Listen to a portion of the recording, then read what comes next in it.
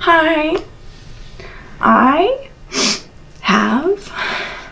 Sorry, I was crying a moment ago. I have Essure coils.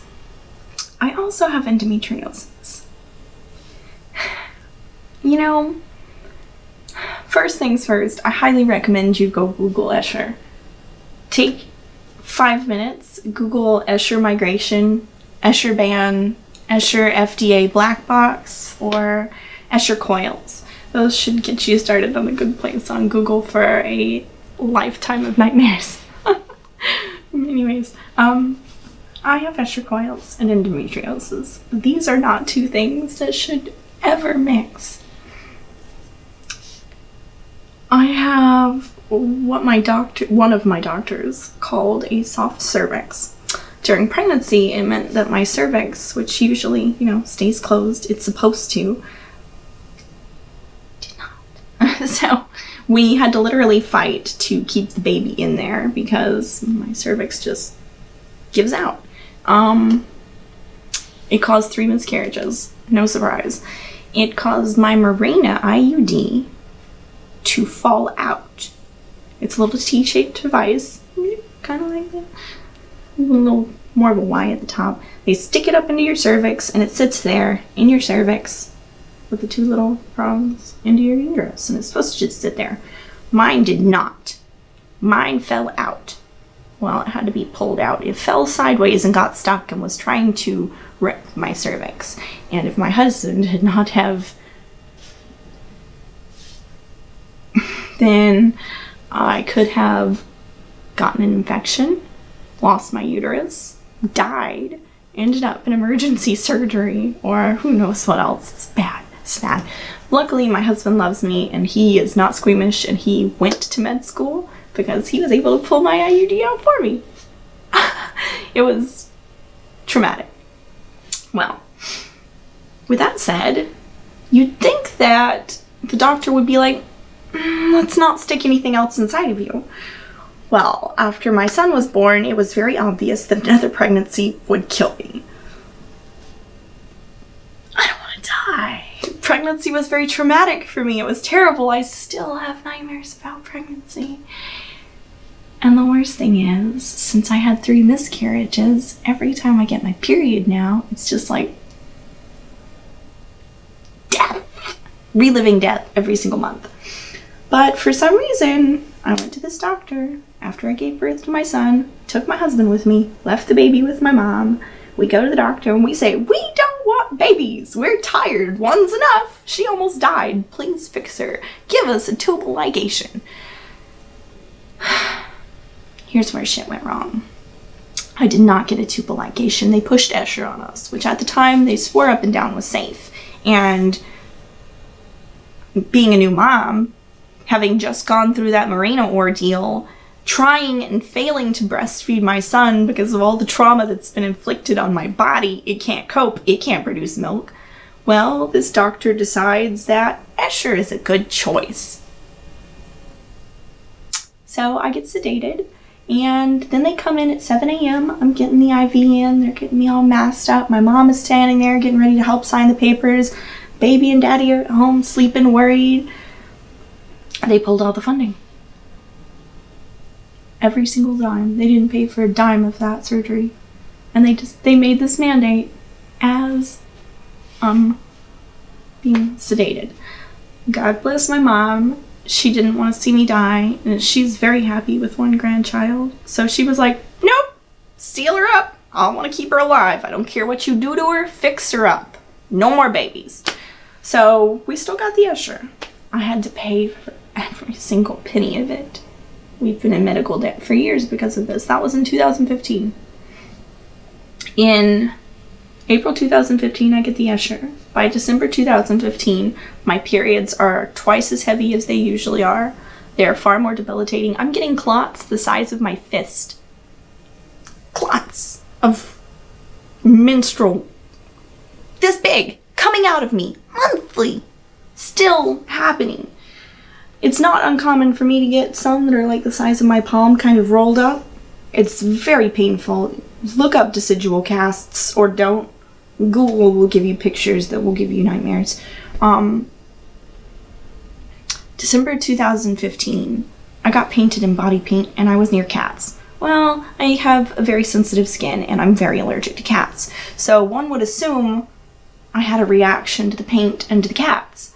But I get home and treatment doesn't make it better. I start getting these sores opening up on my body, specifically on my legs, anything that touched a razor blade. So I was like, okay, I stopped shaving. I'm epilating instead, having problems with that. Okay, still got these sores. Now I'm also extra super hairy, and it turns out that I'm now having severe nickel allergies. I've never been able to wear nickel jewelry because I get reactions. Guess what's in Essure? Nickel. But that's not all. Do you know those micro beads that they put in face washes, or they used to put in face washes that they banned because it goes into the ocean? That plastic stuff, the little plastic micro beads, the PET fibers that are banned? That's in the Essure too. Okay, so I've been having these sores on my body since 2015, December. Clear cut, it was very obvious.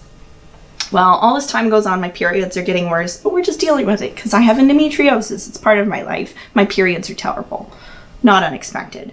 Well, August of 2018 rolls around and my little rainbow booger goes to kindergarten and he just brings home cooties. Cooties. Cooties. Cooties. Cooties. Cooties. Cooties. Cooties. Cooties. Cooties. I'm about to die. August 2018, I get so sick. So sick. As I am forcefully hugging the toilet, I feel this grinding lurch in my stomach. And keep in mind, I've been pregnant 4 times, I gave birth to 1 child, and I've had Marina. I know my body pretty well. This grinding was very specific and very painful. And I realized if there is a metal implant in a body, and that body is going in a force of motion, and that metal thing is staying still, and the body is moving, and the metal is staying still, and the body is moving, tissues aren't able to stand up to metal. I would know. I'm pierced in a lot of places. I also have a lot of tattoos. I know how, flesh reacts to metal. Well, I'm getting sick and I feel this lurch and I get sick again and I feel it on the other side. And I'm like, my pain goes immediately from its usual level 8, functioning level 8, to like worse than childbirth. And it gets worse. And the next day, as I'm still forcefully hugging the toilet because we have death cooties, I feel it happen again, and then I get my period. And it's not just my period, it's bright red blood. Lots of it. And this is August of 2018. I realize I need to see a doctor for the first time in years because I'm not doing so well. Well, I ended up spending a month in bed. September comes, I get sick again. I got my period again. As I'm getting sick, I'm vomiting into the trash can, sitting on the toilet, and I get my period again. These should be red flags that I'm getting my period early and that they're bright red blood everywhere. Well, I finally go to see a doctor and here it is. August, September, October, November, December, January. And I'm still sitting here. Still no pain medication. According to my x-ray, it looks like the Essure coil is in place, but if you Google Essure migration and you compare a picture of their x-ray that matches mine to the pictures from their surgery, the Essure coil is popped out of the fallopian tube. So like, here's the coil at the top, and here's the tube down here, and it's sticking through like a broken bone. And all I can think is, since that night in August, my pain has objectively gone from the point where I can care for myself to no longer being able to care for myself to it hurts to sit up in bed. It hurts to walk. I need help walking to the bathroom. And now my periods are even heavier than they were. So, tomorrow I have a doctor's appointment, and hopefully this new doctor that was picked out by the doctor that I started seeing in August, hopefully she will agree, since they are partners and work in the same hospital stuff. My doctor picked this lady, so hopefully we will get some answers and get this Essure out, because I can't live like this anymore. Anyways, I think that's the time for me to go get my kid, so I gotta go, but do yourself a favor. Google Essure. Google endometriosis. Google childbirth injuries. And then be kind to women. Please. I haven't been allowed to exercise, dance, have sex, or masturbate since September. So,